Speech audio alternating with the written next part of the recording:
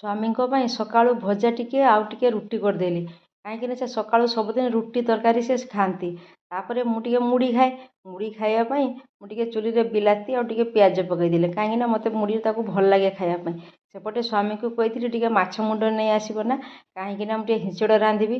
ସ୍ୱାମୀ ସେପଟେ ମାଛ ନେଇକି ମୁଣ୍ଡ ନେଇକି ଆସିଲା ବେଳକୁ ଗାଁର ଜଣେ ଲୋକେ ଆଣିକି ମାଛ ଦେଇଗଲେ। ସେ ପୁଣି ଚିଙ୍ଗଡ଼ା ମାଛ ଆଉ ରୋହି ମାଛ ସବୁ ଆଣିକି ଦେଇଗଲେ। ସେ ଯେଉଁ ବାଟା ମାଛ ତାକୁ ପୁଣି କ'ଣ କରିବି, 2 ଜଣ ମେମ୍ବର ଖାଇବା ପାଇଁ। ସବୁ ମାଛ ସବୁ ସଫା କରି ସାରିଲା ପରେ ବହୁତ ଟାଇମ୍ ହେଇଯାଇଥିଲା। ତାକୁ ପୁଣି ଫ୍ରିଜରେ ଭରିଦେଲି। ସ୍ୱାମୀ ସେପଟେ କହିଲେ ଟିକେ ଚିଙ୍ଗଡ଼ା ମାଛ ତାକୁ ଫୁଲକୋବି ପକେଇକିନା ଝୋଳ କରିବୁ। ଏଇ ଯେଉଁ ଗୋଡ଼ ଦେଖୁଛନ୍ତି, ସେ ଗୋଡ଼ ଟିକେ ସାନ୍ତୁଳି ଦେଇ ବାଟିକି ତରକାରୀ ପକେଇଲେ ତା ଟେଷ୍ଟଟା ବହୁତ ଭଲ ଲାଗେ। ତାପରେ ସବୁ ମସଲା ଫସଲା କଷି ଦେଇ ଏପଟେ ମୁଁ ଝୋଳ ରୋଷେଇ କରିବା ପାଇଁ ଲାଗିଗଲି। ସାଙ୍ଗମାନେ, ମୋ ରେସିପି କେମିତି ଲାଗୁଛି ଆପଣମାନେ କମେଣ୍ଟ ସେକ୍ସନରେ ନିହାତି ଜଣାଇବେ। ଲାଇକ୍ କରିବେ, ସେୟାର କରିବେ, ସବସ୍କ୍ରାଇବ୍ ନିହାତି କରିବେ।